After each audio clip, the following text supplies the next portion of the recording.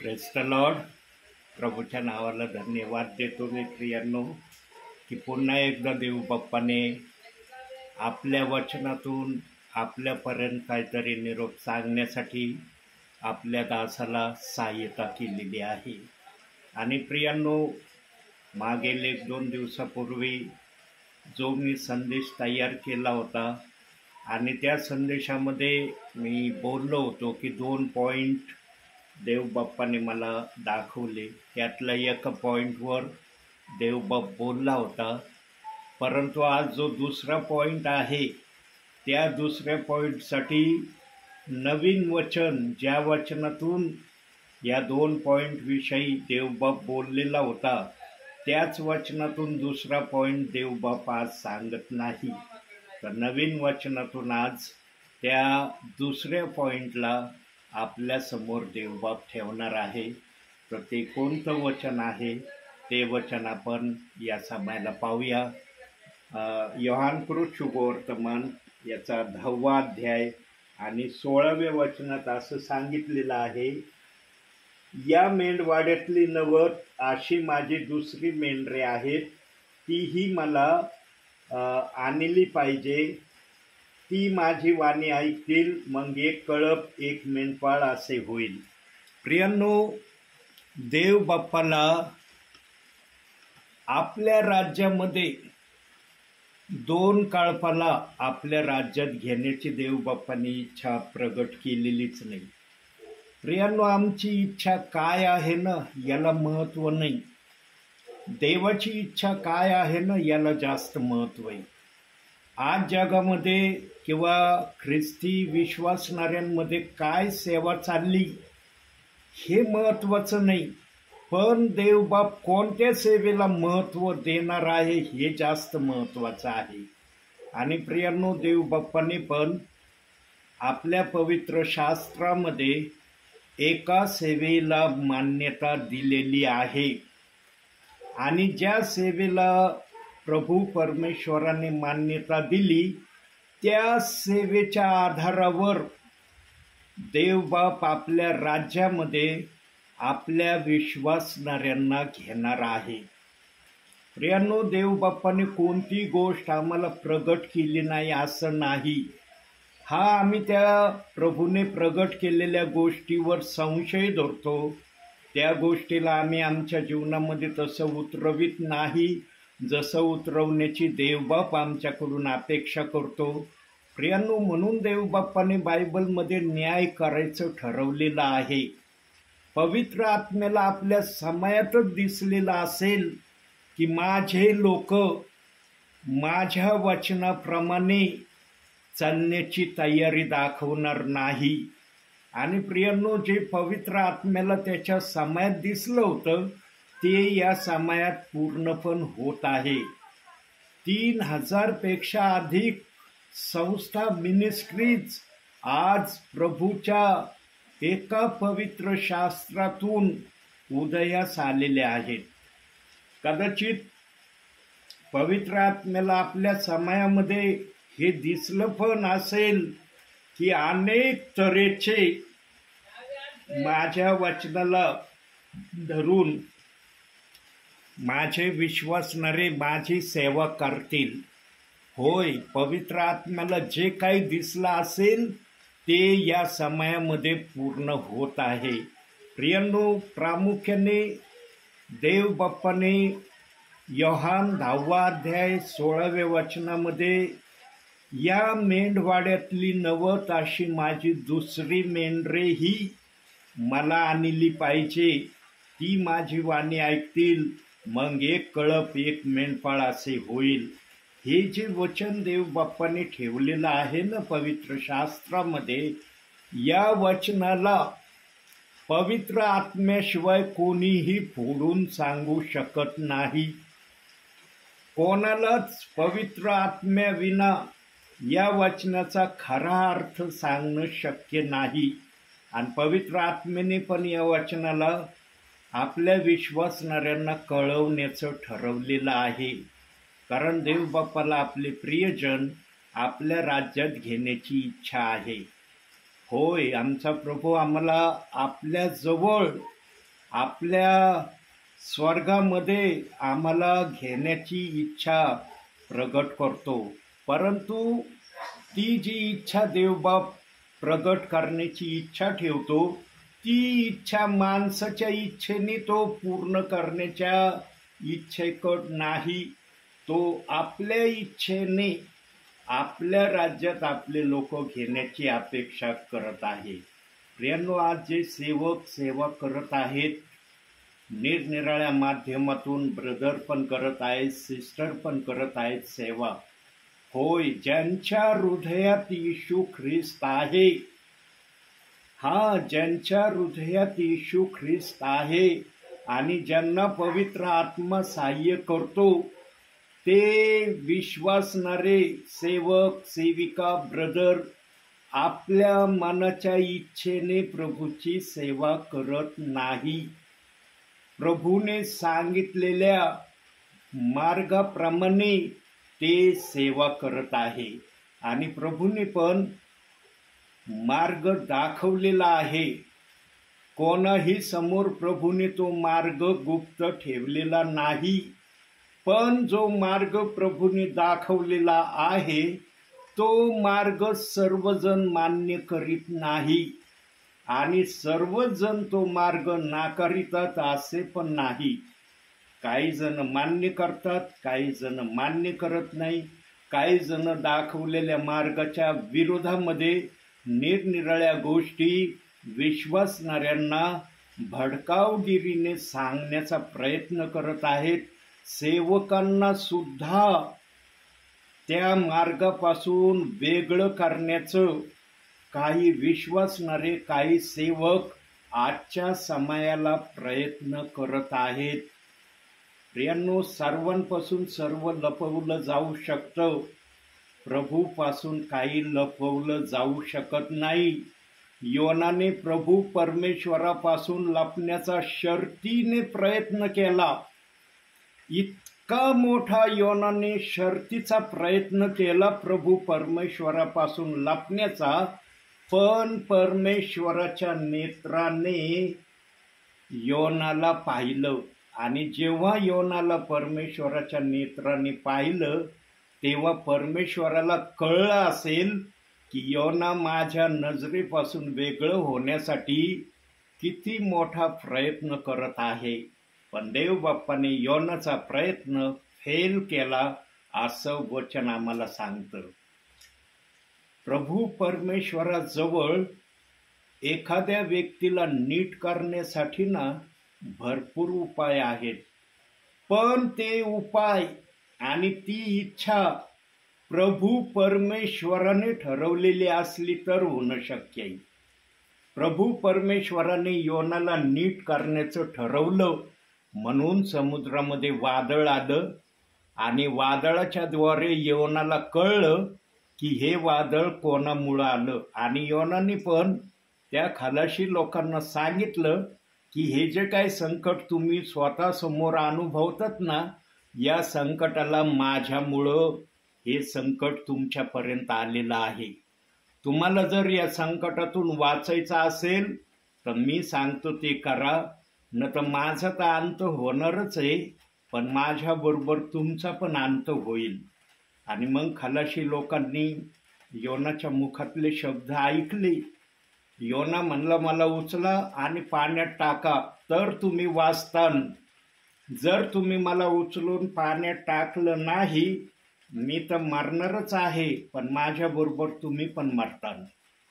मग खलाशांनी आपापल्या देवाचे नाव घेतले आणि एकच बोलले. ते सर्वजण काय बोलले? ह्या योनाचं पाप आमच्याकडं मोजू नको, आम्हाला क्षमा कर, असं म्हणून त्यांनी योनाला उचललं, पाण्यात टाकलं. खाली मासा प्रभू परमेश्वराने योनाला गिळण्यासाठी तयारच ठेवलेला होता आणि माशाला सांगितलं पण होतं प्रभू परमेश्वराने. बघा, प्रभू परमेश्वर कोणाकोणाला समजण्याचं ज्ञान देऊ शकतो. माशाला एवढं सांगण्यात आलेलं होतं की जो पण व्यक्ती पाण्यात पडणार आहे त्याला फक्त गिळण्याचं काम करायचं, चावण्याचं काम नाही करायचं. आता योनासारखा व्यक्ती जर मासा गिळणार आहे तर तो मासा काय लहान असेल का हो? विचार करा, आज मनुष्याला जर माशाला गिळायचं आहे तर तो मासा साधारण मासा असेल का? फार मोठा मासा असेल.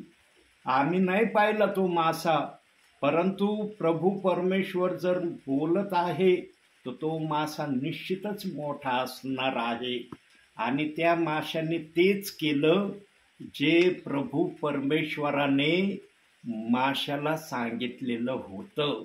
प्रियांनो, त्या माशाने जसा योना पाण्यात पडला, फक्त माशाने गिळून घेतलं योनाला, आणि योना हा माशाच्या पोटामध्ये 3 दिवस 3 रात्र राहिला. प्रियांनो, आणि जेव्हा तो माशाच्या पोटात 3 दिवस 3 रात्र राहिला, तेव्हा योना आपल्या मनाच्या इच्छेने देवाची इच्छा पूर्ण करण्यासाठी तयार झाला असं वचन सांगतं. आणि त्याने स्वखुशीने माशाच्या पोटातून प्रार्थना केली.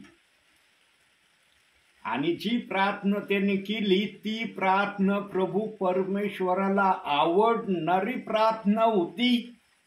आणि देवबाप ती प्रार्थना ऐकून खुश झाला. आणि माशाला प्रभू परमेश्वराने आज्ञा दिली की याला कोरड्या भूमीवर तू ओकून टाक.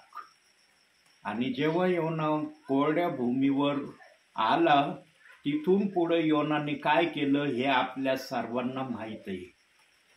कोणाला योनाविषयीचं काही माहिती नाही असं नाही. पुढं काय योनाने केलं ते आपल्याला सर्वांना माहीत आहे. प्रियांनो, जेव्हा मनुष्य एखादी गोष्ट करण्याचं ठरवतो ना, तेव्हा त्या गोष्टीला करण्यापासून तो कधी माघार घेत नाही. आणि योनाने जे प्रभू परमेश्वराच्या नावाने ठरवलं ते योनाने करून दाखवलं. अख्ख्या निनवे शहराला त्याने 3 दिवस सुवार्ता सांगितली. राजापासून तर साधारण व्यक्तीपर्यंत सर्वांनी योनाची सुवार्ता ऐकली आणि त्याप्रमाणे त्यांनी पश्चाताप केला. प्रियांनो, त्यांनी पश्चाताप केला. योनाचं पुस्तक तुम्ही वाचा प्रियांनो. अगदी बोटावर मोजण्यासारखे 4 अध्याय फक्त त्याच्यामध्ये दिलेत. पण त्या 4 अध्यायामध्ये बघा, राजापासून साधारण व्यक्तीपर्यंत सर्वजणांनी पश्चाताप केला आणि त्यांनी आपल्या स्वतःचा बचाव केला असं वचन आम्हाला सांगत आहे. प्रियांनो, आजच्या समयामध्ये जे वर्तमान काळ आम्ही स्वतः अनुभवतो ना, आमच्यासाठी पण आजच्या समयामध्ये जरी पेत्र आम्हाला दिसत नसला, पण पेंटिकॉस्टच्या दिवशी जो संदेश पेत्राने सर्व जणांना सांगितलं, तिथं हयात असणाऱ्यांना, त्या सर्व जणांनी पेत्राचा संदेश ऐकला असं वचन सांगत नाही. पण पेत्राने सांगितलेल्या संदेशाच्या द्वारे एकही जण प्रभूच्या राज्यात आला नाही असंही वचन सांगत नाही. पेत्राने सांगितलेल्या पेंटिकॉस्टच्या दिवशीच्या संदेशाला 3000 लोकांनी मान्य केलं असं वचन आम्हाला शिकवित आहे. आपण आपल्या माहितीसाठी धरूया 10,000 प्रियजन त्या ठिकाणी वचन ऐकायला असतील, पण 3000 लोकांनाच ते वचन समजलं. 7,000 जणांना ते वचन समजलं नाही, कारण ते ऐकण्याच्या इच्छेमध्ये नव्हतं. जे ऐकण्याची इच्छा ठेवीत नाही ना प्रियांनो, मग त्यांना काहीही सांगा ते त्यांच्यासाठी काही महत्त्वाचं राहत नाही. आज बघा, आम्ही जीव तोडून प्रेषित 2:38 वचनाची सेवा करतो. जे प्रियजन, सेविका, ब्रदर, सेवक प्रेषित 2:38 वचनाची सेवा आज या जगामध्ये जिथं कुठं करत आहेत. मी केवळ माझ्या एकट्याविषयी बोलत नाही प्रियांनो, पवित्र आत्मा फक्त माझंच गौरव करण्याच्या इच्छेमध्ये नाही, पवित्र आत्मा त्या सर्वांची आठवण करतो ज्यांना मी पाहिलं नाही, पण ते आज सेवा करत आहेत. त्यांची देखील पवित्र आत्मा या समयाला आठवण करत आहे की जे जे प्रेषित 2:38 वचनाची सेवा आत्मेने आणि खरेपणाने करत आहेत, त्या प्रियजनांच्या जी काही सुवार्ता तुम्हाला सांगण्यात येत आहे, जी तुम्ही ऐकत आहात, त्या सुवार्तेप्रमाणे तुम्ही प्रभूच्या वचनाकडे आलात का? फार थोडे प्रियजन त्या वचनाकडे आलेले आहेत, पण काही जण आजही संशयात आहेत, वादविवादात आहेत, देवाच्या विरुद्ध बोलण्याच्या प्रक्रियेमध्ये आहेत, देवाचं वचन भडकावगिरीने विश्वासणाऱ्यांना ते मान्य न व्हावं अशा प्रकारे सांगण्याच्या प्रक्रियेमध्ये आजही काही सेवक, काही विश्वासणारे ही प्रक्रिया करीतच आहेत. प्रियांनो, ज्यांना देवाचं भय नसतं ना, भय, तेच देवाच्या वचनाच्या विरोधात काही पण बोलू शकतात. ज्यांना देवाच्या वचनाचं भय असतं ना, ते कधीच देवाच्या वचनाच्या विरोधात काही बोलणार नाही. प्रियांनो, देव बाप्पाच्या आत्म्याने आपलं पवित्र शास्त्र जे आम्हाला आपल्या हातात दिलंय, ते वादविवाद करण्यासाठी दिलंय, वचनाच्या विरोधात एकमेकाने बोलावं यासाठी दिलंय. कशासाठी? प्रभूने आम्हाला पवित्र शास्त्र आत्म्याच्या प्रेरणेने आमच्या हातात दिलंय. प्रियांनो, आज आम्ही पवित्र शास्त्राचा उपयोग कसा करतो ना, हे प्रत्येकाला माहीत आहे. कोणाला माहीत नाही अशातला भाग नाही, हा तो सांगितला जात नाही, तो भाग वेगळा आहे. पण आजच्या समयाला पवित्र शास्त्र कोण कोणत्या प्रकारे वापरात आणत आहे किंवा त्या पवित्र शास्त्राचा उपयोग कसा करत आहे हे प्रत्येकाला माहिती आहे आणि प्रभूला देखील हे माहिती आहे. जे पवित्र शास्त्राचा चांगल्या प्रकारे उपयोग करत आहेत त्यांना देवबाप आशीर्वाद देत आहे. पण जे पवित्र शास्त्राचा उपयोग वादविवादासाठी, कुरकुरीसाठी, एकमेकाला भडकावगिरी प्रगट करण्यासाठी पवित्र शास्त्राचा उपयोग करत आहे, त्यांचा न्याय वरती निश्चित ठरलेला आहे. पण या अंतिम समयामध्ये त्यांना त्या न्यायाच्या प्रक्रियेमधून सुटण्याची शेवटची संधी प्रभू देत आहे. प्रियांनो, हे जे काही चाललंय मोबाईलमध्ये किंवा मी जे काही वचनातून बोलत आहे, हे कोणासाठी आहे? माझ्या गौरवासाठी आहे? मी उंच होण्यासाठी मी हे बोलत आहे का? स्वर्गीचा देव तुमच्या हृदयात उंच व्हावा या अनुषंगाने चाललेला आहे. मग काही जण म्हणतील आम्ही काय देवाला मानित नाही का, आम्ही देवाच्या इच्छेप्रमाणे करत नाही का? प्रियांनो, देवाच्या इच्छेप्रमाणे हर प्रकारचं वचन करणं हे विश्वासणाऱ्यांचं आणि सेवकाचं आद्य कर्तव्य आहे. तुम्हाला काय अधिकार आहे? 2 वचन बाप्तिस्म्याचे ठेवले, एकाला मानायचं एकाला न मानायचं, हा अधिकार तुम्हाला कुठून मिळालाय? कुठून दिलाय हा अधिकार? देवाने अधिकार दिलाय का हा तुम्हाला? प्रियांनो, विचार करा.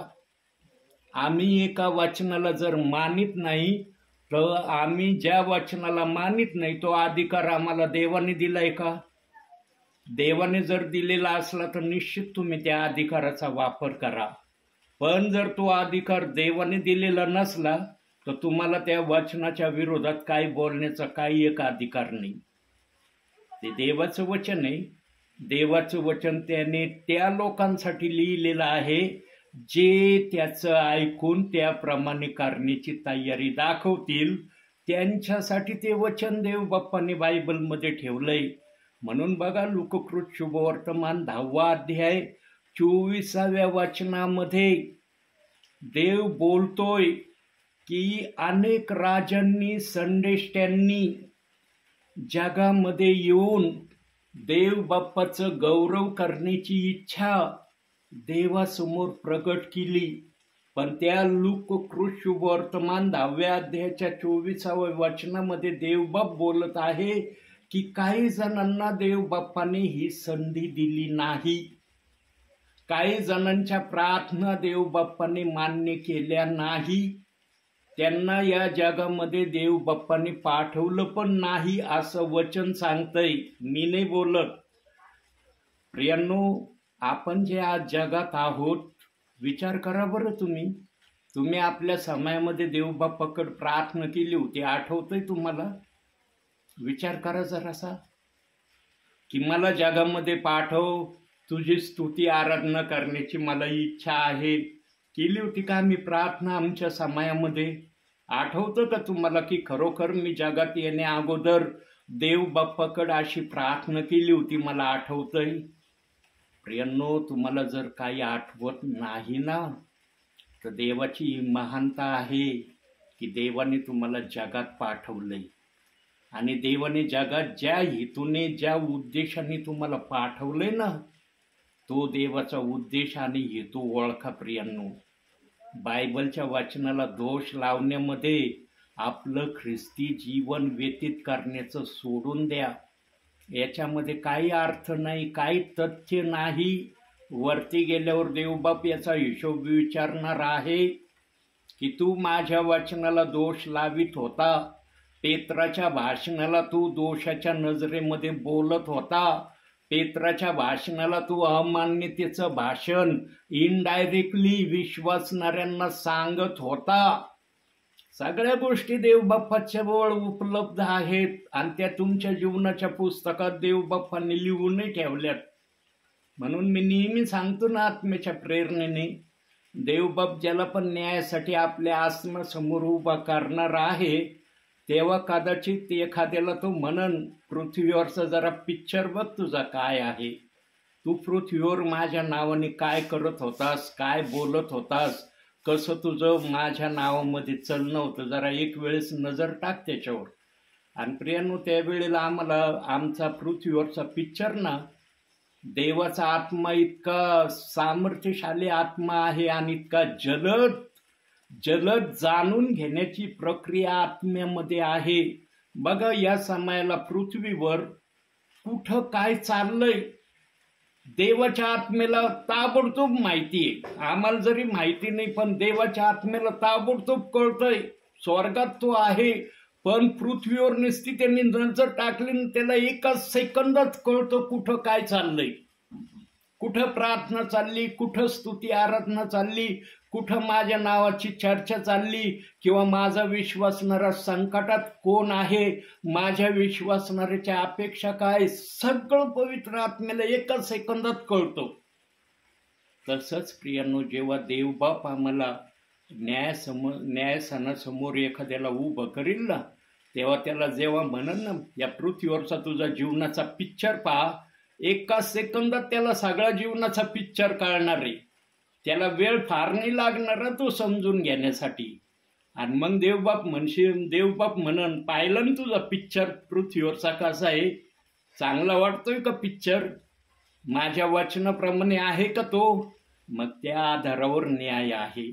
आणि प्रियांनो, जेव्हा न्याय होण्याच्या अगोदर काही विश्वासणारे रडणार आहेत, पश्चाताप करणार आहेत, ऊर बडवून घेणार आहेत, उलथे पालथे पाडणार आहेत, नानाविध प्रकारच्या गोष्टीने प्रभू परमेश्वराला प्रसन्न करण्याचा प्रयत्न करतील, पण त्या समयात देवबाप प्रसन्न होणार नाही. न्यायाच्या समयामध्ये देवबाप न्यायच करणार आहे, पण आजच्या समयामध्ये जर या प्रक्रिया कुणी केल्या, ताबडतोब देवबाप त्यांना आशीर्वाद देण्याची प्रक्रिया सुरू करीन. आणि ही प्रक्रिया सुरू व्हावी म्हणून आजही प्रेषितांची कृत्ये 2 अध्याय 38व्या वचनाची सेवा, या वचनाचं मार्गदर्शन, या वचनाची सुवार्ता काही जणांच्या मुखातून देवबाप आजही आपल्याला कळवित आहे. आता किती जण हे करत आहेत हे मला सांगता येणार नाही, पण जगाच्या पाठीवर प्रेषित 2:38 वचनाची सेवा करणारे पुष्कळ जण असू शकतात, हे मात्र मी म्हणू शकतो. केवळ मी एकटाच या वचनाची घोषणा करतोय हे म्हणणं प्रभूला मान्य नाही. माझ्यासारखे अनेक असतील, ते पण आत्म्याने आणि खरेपणानेच वचन सांगण्यासाठी घरोघरी जात असतील, चर्चमध्ये सेवा देत असतील किंवा चर्चेमधून या वचनाला विश्वासणाऱ्यांना समजावून सांगत असतील. पण या वचनाची सेवा करणं आजपर्यंत बंद झालेलं नाही.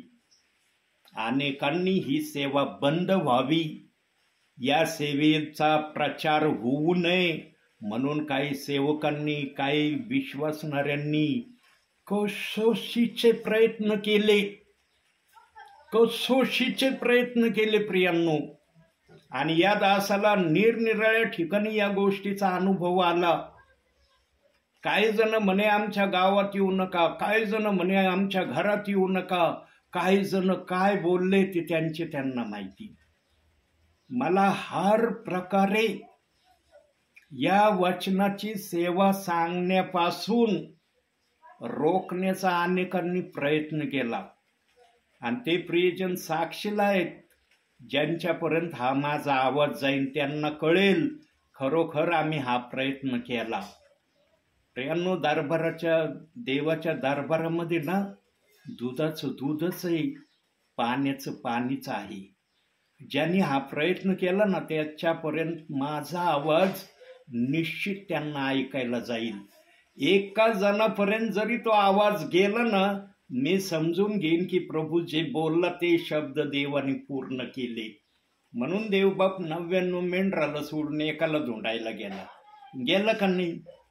म्हणून एकापर्यंत जरी माझा आवाज हा पोहोचला ना, देवाचं वचन, देवाचा शब्द देवाने पूर्ण केला हे मी मान्य करीन.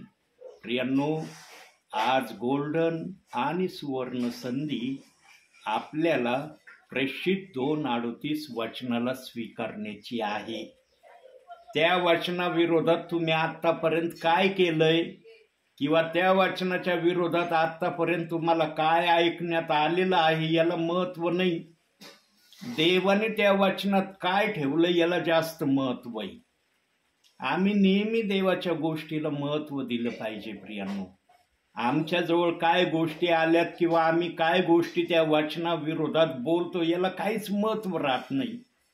म्हणून मत्ती 12:36 मध्ये देवबाप बोललाय की तू जो व्यर्थ शब्द बोलशील त्याचा न्यायाच्या दिवशी मी तुझ्याकडून हिशोब मागेन. प्रियांनो, तुम्हाला देवाने न्यायाचा हिशोब मागावा यासाठी तुम्ही प्रभूमध्ये आज चाललेले आहात का? देवबाप वचनातून स्पष्ट बोलत आहे. मत्ती 12:36 वचन बघा, तिथं लिहिलंय तू देवाच्या विरोधात जो पण व्यर्थ शब्द बोलशील त्याचा देवबाप तुझ्याकडून हिशोब घेणार आहे. मग तुम्हाला हिशोब घेण्यासाठी प्रभू समोर उभं राहायचं का? हे जर तुम्हाला मान्य असलं तर तुम्ही करा जे काय करत आहात ते. पण जर तुम्हाला देवाने माझ्याकडून न्याय मागावा हे जर तुम्हाला मान्य नसेल तर पेत्राने सांगितलेली सुवार्ता तुम्हाला मान्यच करावा लागेल. आज तुम्ही जे काही त्या सुवार्तेविरुद्ध जे काही बोलत आहात, जे काही तुमच्या मनात आहे ते सगळं तुम्हाला सोडूनच द्यावं लागेल. आम्ही कसं सोडून द्यायचं, आमच्याच्याने हे शक्य नाही, ह्या वायफळ गोष्टी देवाच्या नजरेमध्ये, त्या गोष्टीला देवबाप काही महत्व देत नाही. देवबाप एवढंच महत्व देतो, जो ऐकेल त्याप्रमाणे करेल तो देवाच्या नजरेमध्ये योग्य ठरेल. प्रियांनो, नेहमी माणसाच्या नजरेमध्ये योग्य ठरण्यापेक्षा देवाच्या नजरेमध्ये योग्य ठरण्याचा प्रयत्न करा. आणि देवाच्या आत्म्याने कुठंही माझ्या वचनाला दोष लावा हे शब्द उच्चारलेले नाही. अख्ख्या बायबलला चाळून पहा की देवाच्या आत्म्याने कुठं असा शब्द दिलाय का की माझ्या वचनाला तुम्ही दोष लावा, माझ्या वचनाविरोधात तुम्ही काही पण बोला. दाखवा शब्द. आणखी एक शब्द पवित्र आत्मा मला आठवण करून देतोय. बायबलमध्ये मला हे पण दाखवा तुम्ही की बायबलमध्ये त्रैक्य नावाचा शब्द देव बाप्पाने ठेवलाय. त्रैक्य नावाचा शब्द अख्ख्या बायबलमध्ये दाखवा मला कुठं आहे का. मग आज हा त्रैक्य शब्द जर तुमच्या मुखात आहे तर आला कुठून, कुणी आणला त्रैक्य नावाचा शब्द? हा शब्द जर देवाच्या आत्मेने आणलेला नाही तर हा शब्द आज तुमच्या मुखात आहे, कुठून आलाय हा? प्रियांनो, जे देवाने नाही आणलं ते आम्ही जर आमच्या मुखात ठेवलं याचा हिशोब देवबापू वरती घेणार आहे. इथं आम्हाला सगळी मनमानी आहे. इथं आम्ही काही पण केलं ना, देवबाप इथं काहीही आम्हाला बोलणार नाही.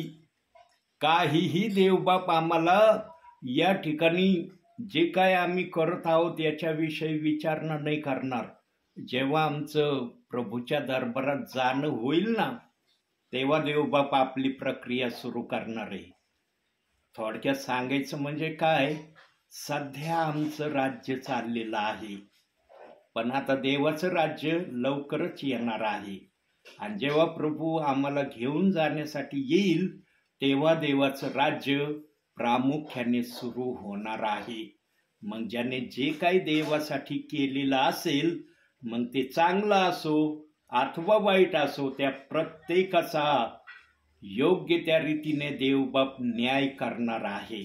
म्हणून देवाने सेवकांविषयी प्रामुख्याने सांगितलेलं आहे की तुझी सेवा मी अग्नीसमोर ठेवणार. जर ती जळाली तर तुझं नुकसान होणार, तुला तोटा होणार. पण तुझी सेवा जळाली नाही तर तुला फायदा होणार, तुझं चांगलं होणार. प्रियांनो, आता आम्ही जर सेवक वर्ग आहोत, सेवक वर्गाने प्रामुख्याने हा विचार करणं गरजेचं आहे की मी देवाला पसंत होणारी सेवा करत आहे का. फार महत्वाचा प्रश्न सेवकांनी आपल्या मनामध्ये स्वतःला विचारावा.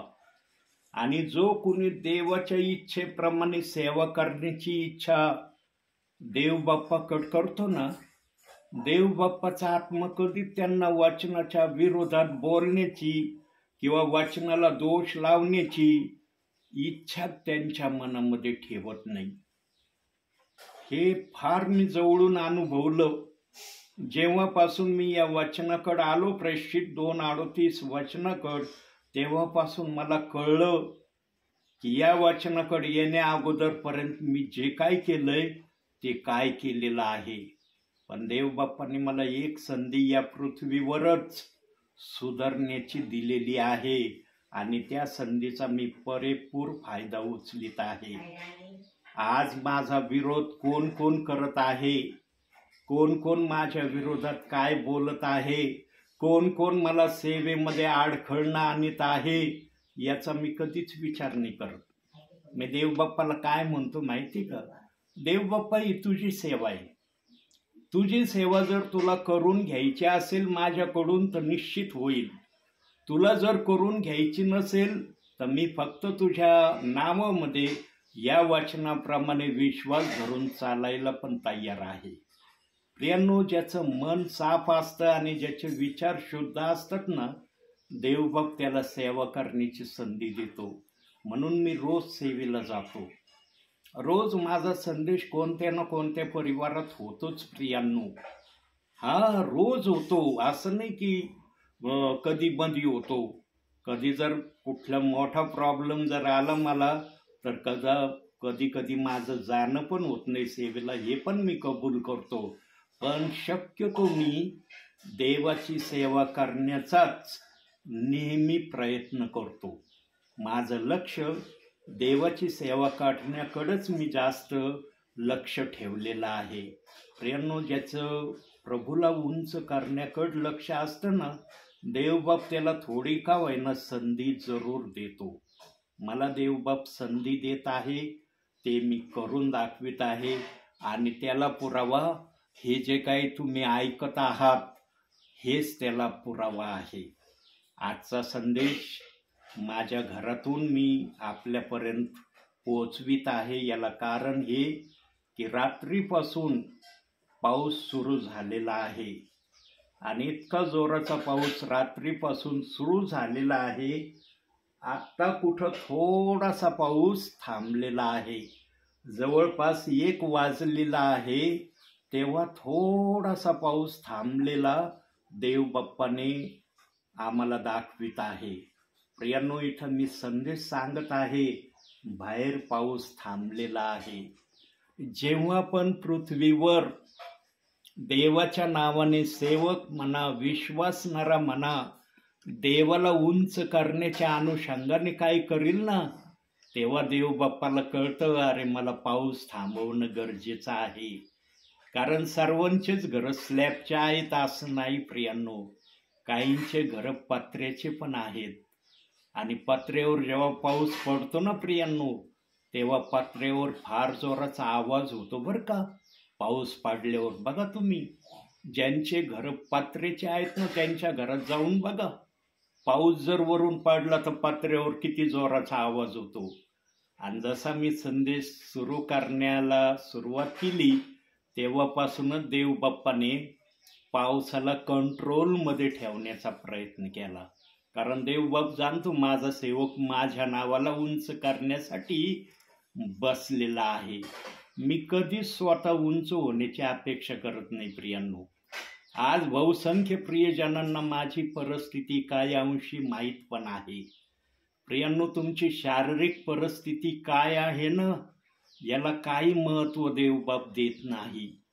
पण तुमची आत्मिक परिस्थिती काय होत आहे, तुम्ही काय आत्मिक परिस्थिती बनवित आहात, याला देवबाप जास्त महत्त्व देतो. प्रियांनो, आत्मिक धन जास्तीत जास्त मिळवण्याचा प्रयत्न करा. शारीरिक जे काही तुम्ही परिश्रम करताना शारीरिक धनासाठी, त्याचा काही एक उपयोग नाही. म्हणून पहिले तिमोथेय 6 अध्याय 7व्या वचनात देवबाप बोलतो, तुम्ही जगात काही आणले नाही, तुम्हाला जगातून काही नेता येत नाही. प्रियांनो, आज पावलाबद्दल किंवा शाऊलाबद्दल, जो शाऊलाचा पाऊल झाला त्याच्याबद्दल बोललं जातंय. काय बोललं जातंय की पाऊलाचा बाप्तिस्मा झाला नाही. पण देवाचं वचन सांगतं प्रियांनो, प्रेषितांची कृत्य 9 अध्याय 18व्या वचनात देवबाप बोलतोय.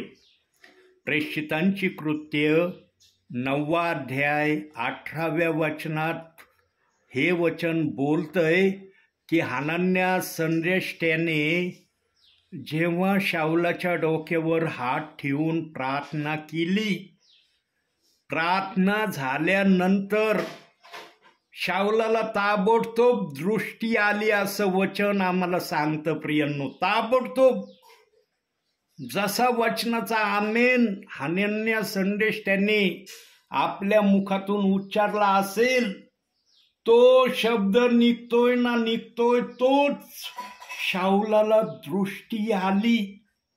आणि त्यानंतर ते वचन पुढं असं बोलतं की शाऊलाने हनन्याच्या हातूनच बाप्तिस्मा घेतला. त्याच वचनात दिलंय की हनन्याच्या हातून शाऊलाने बाप्तिस्मा घेतला. पण काही जण म्हणतात शाऊलाचा बाप्तिस्मा झाला नाही. प्रियांनो, देवबाप कोणत्याही सेवकाला बाप्तिस्म्याच्या आधारे आपली पवित्र सेवा करू देणार नाही. अहो, इतके इस्रायली लोक मोशेच्या नेतृत्वामध्ये मिसर देशातून, फारोच्या गुलामगिरीतून जेव्हा बाहेर निघाले, तांबड्या समुद्रामध्ये 6 लाखापेक्षा अधिक इस्रायली लोकांचा प्रभू परमेश्वराने बाप्तिस्मा केलेला आहे. पाण्यातून ते कोरड्या भूमीसारखे गेले. प्रियांनो, देव बाप्पाने हरेक जणांचा बाप्तिस्मा केलेला आहे, हे देव बाप्पाला सांगायचं आहे. पण ते देव बाप्पाशिवाय आम्हाला कोणी समजावून सांगू शकत नाही. जेवढे इस्रायली लोक तांबड्या समुद्रातून कोरड्या भूमीप्रमाणे बाहेर निघले ना, त्या प्रत्येकाचा देवाच्या नजरेमध्ये बाप्तिस्मा झालेला आहे. देवबाप त्यांना बाप्तिस्मा विना ते निघाले असं म्हणतच नाही. प्रियांनो, देवाचे विचार आणि आमचे विचार याच्यामध्ये फार मोठा अंतर आहे. कधी पण लक्षात ठेवा, देवाचे विचार आमच्या विचारापेक्षा श्रेष्ठ विचार असतात. फक्त आम्ही ते समजण्याची प्रक्रिया जर समजून घेतली तर ते आमच्यासाठी आशीर्वादाचं कारण होऊ शकतं. आम्ही जर समजून न घेता त्याच्या विरोधात जर काही बोलायला लागलो ना, मग देवबाप शांत राहतो. देवबाप म्हणतो, बोल, तुला काय करायचं ते कर, तुझा समय चाललेला आहे, माझा समय आल्यावर मी विचारीन याच्याविषयी तुला. म्हणून प्रियांनो, या ठिकाणी तेच करा जे देवाला आवडतंय. या ठिकाणी ते करण्याचा प्रयत्न करू नका जे देवाला आवडत नाही. प्रियांनो, अतिशय तोलामोलाच्या समयात आम्ही आलेलो आहोत. कोणत्याही समयाला आमचा प्रभू आता येण्याच्या तयारीमध्ये आहे. तो कोणाला सांगून येणार नाही बरं का, मी येऊ का. तो चोरासारखा येणार आहे. त्याने वचनात सांगितलंय, मी चोरासारखा येईल. जसा चोर सांगून येत नाही ना, तसा मी पण न सांगता तुम्हाला घेऊन जाण्यासाठी येणार आहे. म्हणून आम्हाला जागृत राहा हा इशारा वचनाने दिलेला आहे. प्रियांनो, जागृत राहण्याचा समय आता सुरू झालेला आहे. जेव्हापासून ज्याला अंतिम समयाची चाहूल लागली ना, की अंतिम समय सुरू झाला, तेव्हापासूनच त्याला जागृत राहण्याचा देवबाप्पाने इशारा देऊन ठेवलाय. आता जागृत राहायचं किंवा नाही राहायचं हे स्वतःवर अवलंबून नाही. पण जेव्हा प्रभू येईल तेव्हा 10 कुमारी सारखं होणार आहे. ज्यांनी तयारी केली त्यांना प्रभूने मान्य केलं. ज्यांनी तयारी नाही केली त्यांचं काय झालं ते आपल्याला त्या 10 कुमारिकेच्या दाखल्यामध्ये चांगल्या प्रकारे माहीत आहे. म्हणून प्रियांनो, आम्ही जागं राहून प्रभूची सेवा केली पाहिजे. आणि जो प्रभूची सेवा करतो तो देवाच्या वचनाला दोष लावतो का हो? त्याचा आत्मा त्याला देवाच्या वचनाला दोष लावण्याची इच्छा प्रगट करेल का? विचार करा प्रियांनो. जो देवाची सेवा करतो ना, देवाचा आत्मा त्याला सांगतो, कोणत्याही वचनाला दोष लावू नको. तुला वचन समजत नाहीये, मला पण समजतंय, पण ते समजून घेण्याचा प्रयत्न कर. आणि याच्यासाठी आम्हाला देवाच्या चरणासमोर जाणं, प्रार्थना करणं हाच एक मात्र उपाय देव बाप्पाने ठेवलेला आहे.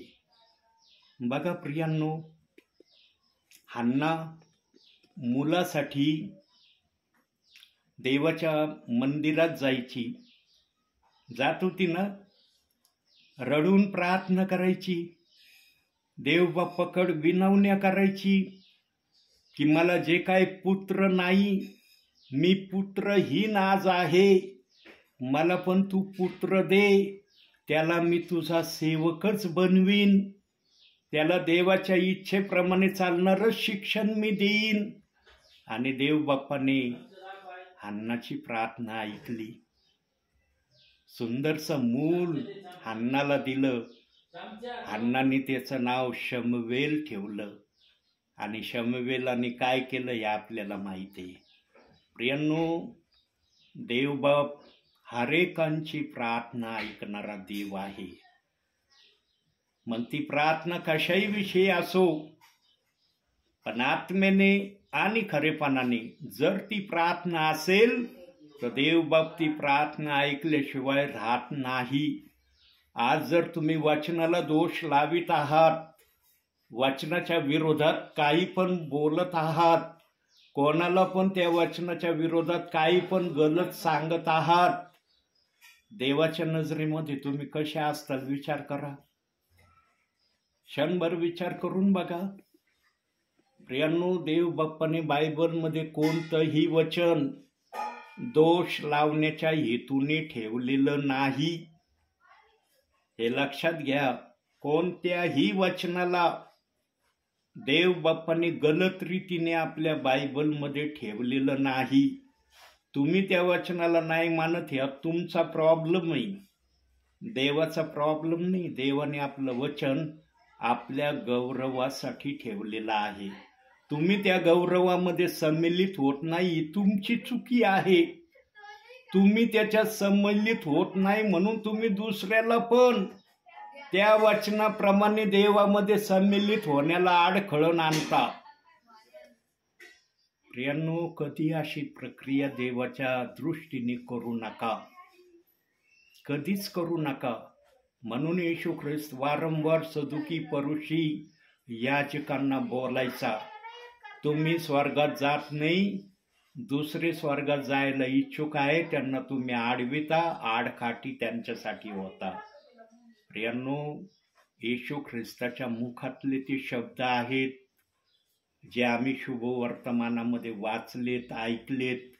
जो कुणी आज प्रेषित 2:38 वचनाच्या विरोधात चालतोय त्याने प्रामुख्याने विचार करावा की हे मी जे काय करत आहे हे देवाच्या दृष्टीने योग्य करत आहे का अयोग्य करत आहे. माणसांना विचारू नका, देवाला विचारा, प्रार्थनापूर्वक विचारा. आणि जेव्हा तुम्ही प्रार्थनापूर्वक आत्म्याने खरेपणाने देवाला विचारताना देव बाप पण तुम्हाला प्रामाणिकपणे उत्तर दिल्याशिवाय राहणार नाही. इतका त्या वचनाचा कट्टर विरोध करणारा मी होतो. देवाने मला पण सांगितलं, हे वचन मान्य कर तर तू पृथ्वीवर राहशील. तू जर हे वचन मान्य केलं नाही, तुला मी घेऊन जाण्याची तयारी करत आहे. प्रियांनो, मी नम्र झालो प्रभू समोर, हात जोडले, म्हणलं प्रभू मला तुझीच सेवा करायची आहे.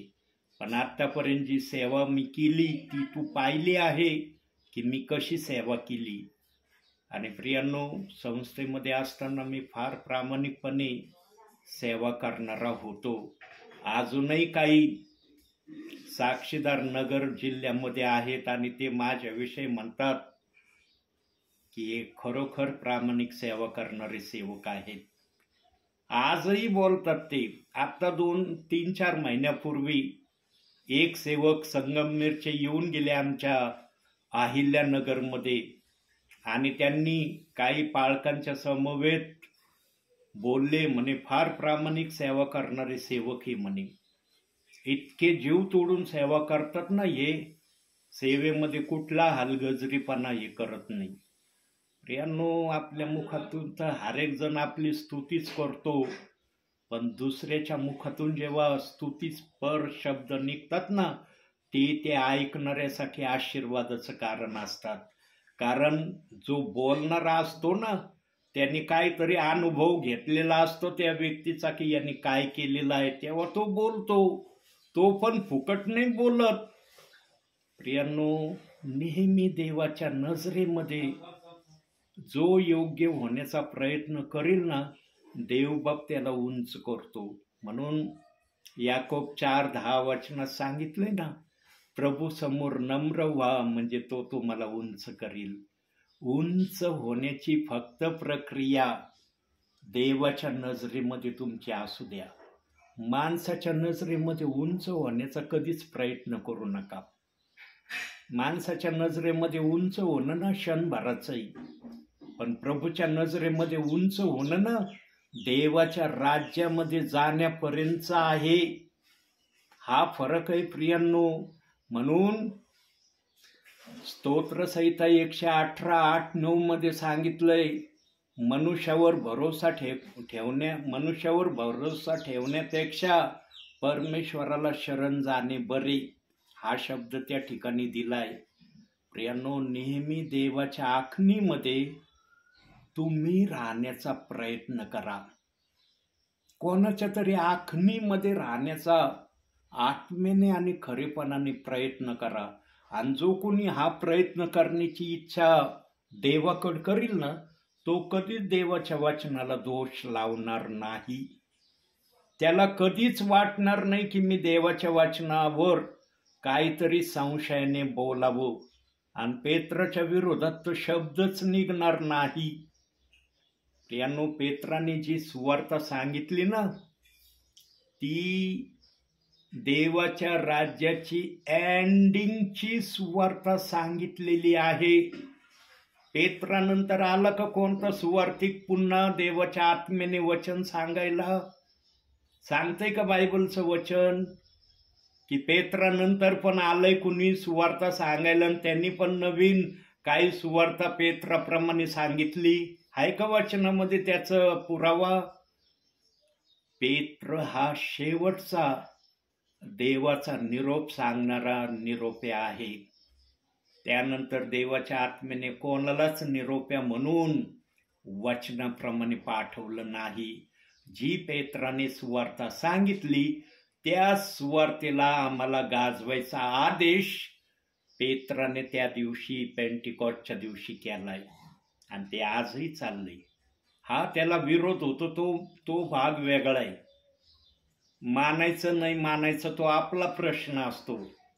परमेश्वराने आदमाला सांगितलं होतं फळ खाऊ नको. खायचं नाही खायचं आदमाच्या हातात होतं. आदमाने फळ खाल्लं नसतं आज जे आम्ही परिस्थिती पाहतो ती परिस्थिती आली नसती. पण आदमाने फळ खाल्लं म्हणून ही परिस्थिती आज आमच्यावर आली. काय करायचं काय नाही करायचं हे आपल्यावर प्रभू परमेश्वराने ठेवलंय. पण प्रभू जे पण सांगतो ना ते चांगलंच सांगतो. प्रभू वाईट नाही सांगता, वाईट करायला पण बोलत नाही तो. प्रियांनो, देवाकडे जो येईल ना तो देवाच्या इच्छेप्रमाणे चालणारा झाल्याशिवाय राहत नाही. आणि जो देवाच्या इच्छेप्रमाणे चालणारा होतो तो कधीही देवाला न पसंत पडणाऱ्या गोष्टी कधीच करत नाही. देवाला पसंत पडणाऱ्याच गोष्टी तो करतो. आणि जो देवाला पसंत पडणाऱ्या गोष्टी करतो तो सांगा मला देवाच्या वचनाला दोष लावेल का? त्याला देवाच्या वचनाला दोष लावण्याची इच्छा होईल का? प्रियांनो, आत्म्यातून आलेले विचार, आत्म्यातून आलेला संदेश हा मनुष्याला आशीर्वाद देणारा असतो. आज तुम्ही काय ऐकत आहात, काय शब्द तुम्ही ऐकले, काय वचन त्याला पुराव्यानिशी पवित्र आत्मा बोललाय, सगळं याच्यामध्ये रेकॉर्डिंग झालेलं आहे. म्हणून प्रियांनो, देवाची इच्छा जाणून घ्या. देवाच्या इच्छेप्रमाणे करण्यासाठी स्वतःला नेहमी प्रभू समोर नम्र ठेवण्याचा प्रयत्न करा. प्रियांनो, तुम्ही जितकं स्वतःला देवासमोर नम्र कराल तितका देवबाप तुमचा आदर केल्याशिवाय राहणार नाही. माणसाच्या आदरापेक्षा देवाच्या आदराकडे जास्तीत जास्त लक्ष देण्याचा प्रयत्न करा. शाऊल जो पाऊल झाला त्याने ही प्रक्रिया बोलण्यातून नाही कृतीतून करून दाखवली. 13 जवळपास मंडळ्या पाऊलाने आपल्या सेवा कारकिर्दीमध्ये तयार केल्या. आणि तो प्रामुख्याने काय बोलायचा माहिती का? करंथीकराच्या पत्रात तो बोललेला आहे एका ठिकाणी, मला देव बाप्पाने बाप्तिस्मा करण्यासाठी पाठवलेलं नाही, मला मंडळ्या तयार करण्यासाठी पाठवलेलं आहे. मग पहिले करंथीकराच्या पत्रामध्ये मला वाटतं 3ऱ्या अध्यायात का 5व्या अध्यायात तो हे बोललाय की मी बाप्तिस्मा करण्यासाठी नव्हे तर देवाच्या मंडळ्या किंवा सेवा करण्यासाठी देव बाप्पाने मला पाठवले. अशा तऱ्हेचे शब्द स्वतः पाऊल बोललेला आहे. प्रियांनो, ज्यांना देवाची सेवा करण्याची तळमळ असते ना तो फक्त देवाची सेवाच करण्यामध्ये स्वतःला विलीन करण्याचा प्रयत्न करतो. हा बाप्तिस्मा करणं पण काय अयोग्य नाही, पण देव बाप्पाच्या प्रेरणेने जर असलं तर निश्चित ते पण होऊ शकतं. माझ्या सेवा कार्यामध्ये जवळपास 19 वर्षाची सेवा मी आतापर्यंत प्रेषित 2:38 वचनाची केलेली आहे. 19 वर्षाची सेवा केलेली आहे. आत्ता कुठं काही 1 वर्षापासून 2 वर्षापासून माझ्या सेवेला देव बाप्पाने आशीर्वाद देण्याचं ठरवलेलं आहे. आणि माझी सेवा आता कुठं काहीतरी चांगल्या प्रकारे देवाच्या नजरेमध्ये देव माझ्याकडून करून घेत आहे. प्रियांनो, सेवा पण देवाने करून घेतली पाहिजे. आमची तर इच्छा नेहमी असते की आमची सेवा चांगली व्हावी, पण याला मान्यता देव बाप्पाची असली तर चांगली होऊ शकते. देवाची मान्यता नसली मग काही होणं शक्य नाही. प्रियांनो, म्हणून 1 कोरिन्थिकर 15वा अध्याय 58व्या वचनामध्ये देवबाप बोलतो, प्रभूमध्ये तुमचे श्रम व्यर्थ नाही. अगदी खरा शब्द देवबाप त्या ठिकाणी बोलत आहे. 19 वर्षाच्या सेवेमध्ये खरोखर आता मला जाणवू राहिलंय की देवबाप्पाने माझी सेवा थोडी का होईना आशीर्वादित केली. मी फार बोलत नाही, पण थोडी का होईना सेवा आशीर्वादित केली. हे मला प्रभूच्या गौरवासाठी आज बोलता येत आहे. प्रभू जो श्रम करतो ना, कष्ट घेतो ना, त्याला आशीर्वाद दिल्याशिवाय राहत नाही. हे देव बाप्पाला आपल्याला सांगायचं आहे.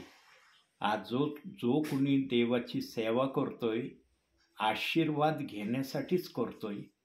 कोणी आहे का असं की देवाकडून आशीर्वाद न घेण्याच्या हेतूने देव बाप्पाची सेवा करत आहे? प्रियांनो, आम्ही जर देव बाप्पाकडून आशीर्वाद घेण्याची आशा ठेवत आहोत तर आम्ही जे काही आज वचनाला दोष लावित आहोत हे कोणत्या पट्टीमध्ये बसत आहे याचा तुम्हीच विचार करा. देवाच्या वचनाला दोष लावणं ही प्रक्रिया देवाने जगात आणलेली नाही. देवबाप कधीच आपल्या वचनाला दोष लावण्याच्या हेतूने आपलं वचन आपल्या विश्वासणाऱ्यांना देणार नाही. वचनाला दोष लावण्याची प्रक्रिया कुणी आणली, कशी आणली, का आणली, त्यामागे काय हेतू आहे याचा हिशोब देवबाप वरती ज्याने पण वचनाला दोष लावण्याची प्रक्रिया सुरू केली त्याच्याकडून फार चांगल्या प्रकारे देवबाप हिशोब घेतल्याशिवाय राहणार नाही. मग त्या हिशोब घेण्यामध्ये आपण पण सम्मिलित होण्याची इच्छा ठेवता का? आपल्याला पण त्यामध्ये जाण्याची इच्छा आहे का? जर तुम्हाला इच्छा नसेल तर त्या वचनाला दोष लावणं बंद करा. तिथं असं लिहिलेलं नाही की दोष लावच म्हणून. वचनात तर कुठंच लिहिलं नाही दोष लावा. पण ज्यांनी कुणी वचनाला दोष लावण्याची सक्ती आणली असेल तर त्याला म्हणा की मी दोषच लावावं याच्यात काय मला अर्थ वाटतच नाही. मी दोष न लावणारा बनण्यामध्ये मला आनंद वाटतो. हे उद्गार जर तुम्ही मनामध्ये काढले ना, देवाला आनंद होईल. देव खुश होईल तुमच्या या विचाराने, या वाक्यांनी. म्हणून माणसाला खुश करायचं का देवाला खुश करायचं हे सर्वस्वी देवाने तुमच्यावर ठेवलंय. आणि जे तुम्ही इथं कराल त्याचंच वरती तुम्हाला प्रतिफळ देवबाप देणार आहे. मग ते प्रतिफळ कसं असेल याचा विचार इथंच तुम्ही करा. चांगलं असलं तर चांगलं भेटन, वाईट असेल तर वाईटच भेटन वरून. म्हणून प्रभूच्या दरबारामध्ये दुधाचं दूध, पाण्याचं पाणी आहे. दुधाला पाणी, पाण्याला दूध देवबाप कधीच करत नाही. म्हणून वचनाला दोष लावणं हे देवाच्या दृष्टीने अयोग्य आहे असं देवबाप म्हणतो. आता तुम्हाला अयोग्य देवबाप म्हणतो हे मान्य करायचं का मान्य नाही करायचं हे तुम्ही ठरवा. म्हणून आजच्या या छोट्याशा संदेशातून देवबाप तुम्हाला आणि मला भरपूर आणि भरपूर आशीर्वाद देवो. आमेन.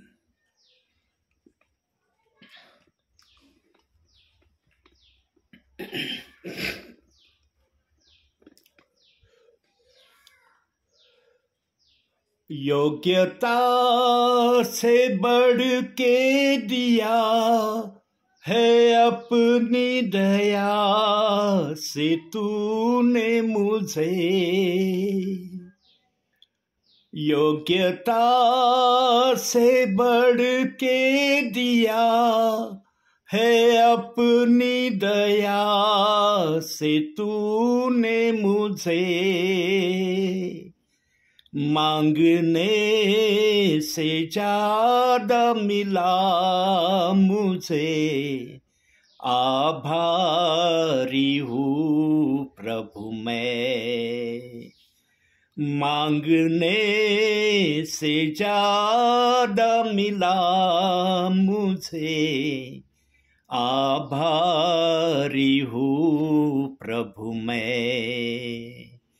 धन्यवाद के साथ स्तुति गाऊंगा. हे यीशु मेरे खुदा. उपकार है तेरे बेशुमार. कोटि कोटि स्तुति धन्यवाद. योग्यता से बढ़ के दिया है अपनी दया से तूने मुझे. योग्यता से बढ़ के दिया है अपनी दया से तूने मुझे. मांगने से ज्यादा मिला मुझे. आभारी हूँ प्रभु मैं. मांगने से ज्यादा मिला मुझे. आभारी हूँ प्रभु मैं. धन्यवाद के साथ स्तुति गाऊंगा. हे यीशु मेरे खुदा. उपकार है तेरे बेशुमार. कोटि कोटि स्तुति धन्यवाद. कोटि कोटि स्तुति धन्यवाद.